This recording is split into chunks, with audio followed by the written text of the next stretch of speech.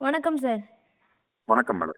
A market வந்து ஒரு 8 நாட்களா தொடர்ந்து நெகட்டிவ்லயே இருந்தது. ஸோ இன்னைக்கு அது கொஞ்சம் அப் ட்ரெண்ட் ஃபாலோ பண்ணியிருக்கு. உங்களோட அப்சர்வேஷன் என்ன சார்? மேடம் நவம்பர் 14ஆம் தேதி ஒரு யூடியூப் ஈடிடபிள்ல குடுத்திருப்பேன். அதுல வந்து 23,856 அப்படின்றது ஒரு லக்ஷ்மண் ரேகா. இது பக்கத்துல சின்ன ஸ்டாப் லாஸ் போட்டு லாங் பண்ணீங்கன்னாக்கா நல்ல ரிட்டர்ன் கிடைக்கும் அப்படின்னு சொல்லிருப்பேன். 23,350 தான் லோ, ஸ்விங் லோ. அங்கேருந்து ஆல்மோஸ்ட் ஒரு 470 பாயிண்ட் பவுன்ஸ் ஆயிடுச்சு. ஓகே. இன்னொரு 2 நம்பர் சொல்லிருப்பேன். 23,816 இந்த நம்பருக்கு மேல ட்ரேட் ஆச்சு, க்ளோஸ் ஆச்சு அப்படின்னாக்கா ஒரு ஷார்ட் கவரிங் நடந்து மார்க்கெட்டு 24,074 இதுக்கு மேல போகும் அப்படின்னு சொல்லிருப்பேன். 24,074க்கு மேல க்ளோஸ் பண்ணாதான் இனிமேல்ட்டு ஃப்ரெஷ் லாங். அடுத்த டார்கெட் 24,865. இன்னொரு நம்பரும் சொல்லிருப்பேன். டிசம்பர் 9, 2024 11:12 மணிக்குள்ள 25,087 போறதுக்கு வாய்ப்பு இருக்கு. 23,856 ஹோல்ட் பண்ணா அப்படின்னு சொல்லுவேன். இதெல்லாம் நடக்கிறதுக்கு சான்ஸ் இருக்கு. கரெக்ட். ஃபர்ஸ்ட் 23,816க்கு மேல நிஃப்டி ஸ்பாட் இன்னைக்கு க்ளோஸ் ஆகும். அ இப்போ நாளைக்கு வந்து மார்க்கெட் ஆஃப்ல இருக்கு. மகாராஷ்டிரா எலக்ஷன்னால மார்க்கெட் இல்ல. ஸோ அந்த ஒரு ரீசன்னால இன்னைக்கு இந்த சின்ன அப் ட்ரெண்ட் வந்திருக்குன்னு பார்க்கலாமா சார்?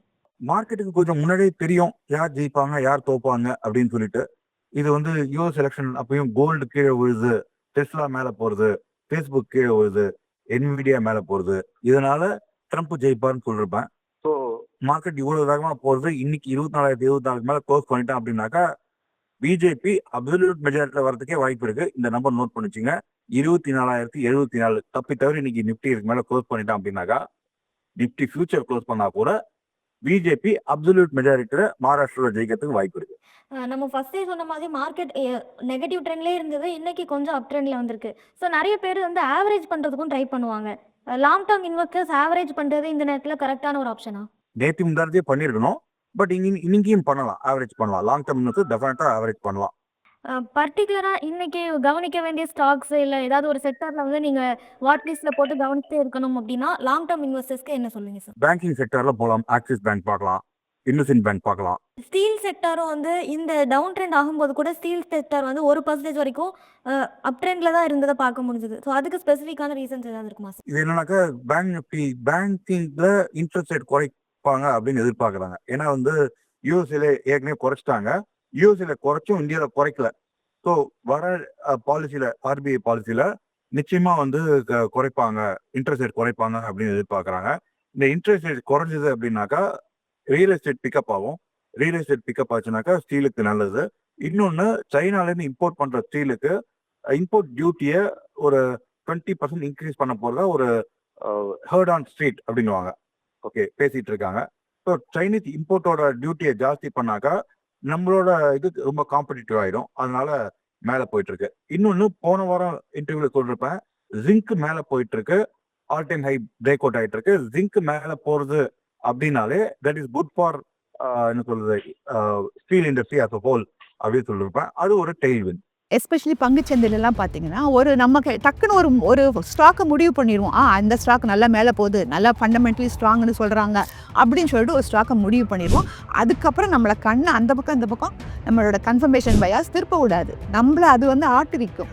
நம்ம என்ன டிசைட் பண்ணிடுறோம், கடைசியில அது லாஸ்ட்ல போய் முடியும்போது இந்த பங்குச்சந்தையே ஒரு வேஸ்ட்டு, இது ஒரு பெரிய படுகுழி, தெரியாம அவங்க சொன்னாங்க, இவங்க சொன்னாங்கன்னு போய் உள்ள இறங்கிட்டேன், இவங்கெல்லாம் எனக்கு சரியாவே சொல்லலை அப்படின்னு சொல்லி நம்மளுக்கு நம்ம மனசு பண்ண தப்புக்கு நம்ம மித்த பேரை குத்தம் சொல்கிற மாதிரி ஆகிடுது. இதுதான் கன்ஃபர்மேஷன். இந்த வருஷம் மறுபடியும் கடன் வாங்குகிறோம், மறுபடியும் நம்ம தாய்லாந்து போயே ஆகுறோம் அப்படின்னு சொல்லி முடிவு எடுக்கிற மாதிரி ஆகிடுது. தீர ஆராய்ஞ்சு ஒரு முடிவை எடுத்துட்டோன்னா அதுக்கப்புறம் நம்ம ரொம்ப இது பண்ணக்கூடாது.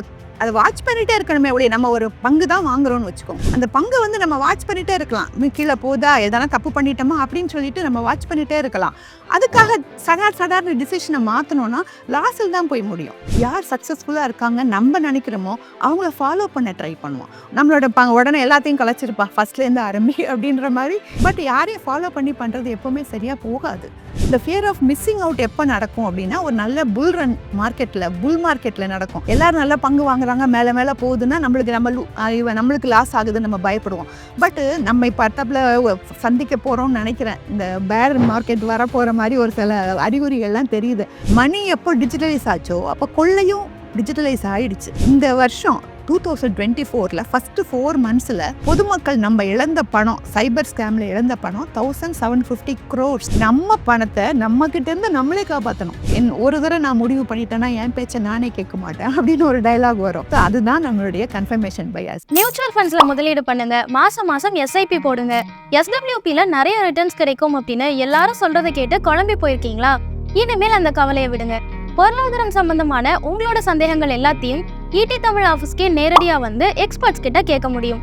அதுக்கு நீங்க செய்ய வேண்டியதெல்லாம் உங்களோட பெயர் மற்றும் கான்டாக்ட் நம்பரை ஸ்கிரீன்ல தெரியுற இந்த நம்பருக்கு வாட்ஸ்அப் பண்ணுங்க. நாங்க உங்களை நேரடியா தொடர்பு கொண்டு மற்ற விவரங்கள் எல்லாம் சொல்லுவோம். உங்க சந்தேகங்களை உங்களுக்கு ஃபேவரட்டான எக்ஸ்பர்ட்ஸ் கிட்ட கேட்கிற இந்த ஆப்பர்ச்சுனிட்டியை மிஸ் பண்ணிடாதீங்க.